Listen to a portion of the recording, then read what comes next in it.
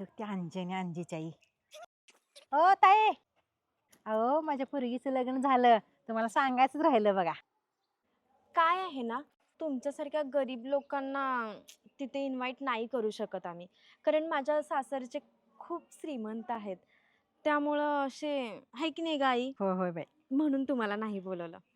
हो, तुमची पोरगी लयच काळ आहे बाबा आणि लयच कशी तर दिसत्या. ते ना हिचं लग्न कधी करणार आहे?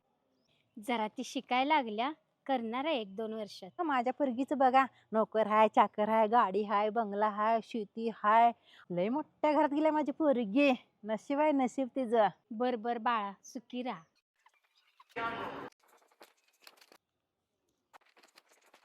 ताई, ताई, हे ताई, आम्हाला काम देतेस का ग? 4 दिवसापासून आम्ही काही खाल्लं नाही. आमच्या पोटात अन्नाचं एक कण नाही ग. लय वाईट परिस्थिती आली आमच्यावर. तुझं सगळं काम करील ग, सगळं. तुझी धुनी भांडी सगळं, घरकाम सगळं करील. इमानदारीत करील ग. अगं विद्याताई, तू ते पण अशा अवस्थेमध्ये तुम्ही दोघी? काय तुम्ही? अंजू, मला माफ कर ग. मी खूप चुकीचं वागले तुमच्यासोबत.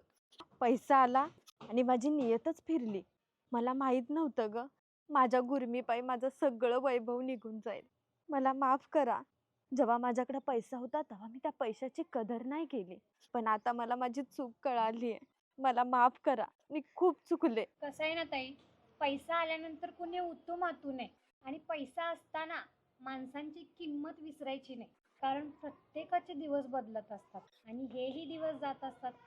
ते आमचे गेले, तुमचेही हे दिवस जातील. आई, आपण खूप चुकलो ग. हे बघ ताई, वेळ सगळ्यांची येते ग. पैसा काय आज आहे उद्या नाही. पण ज्या काळामध्ये आपण पैसा कमवतो त्या काळामध्ये माणसांना पण जपलं पाहिजे. आम्ही दोघी तर ते सगळं विसरून गेलोय ग. खूप चुकलो. होय ग बाळा.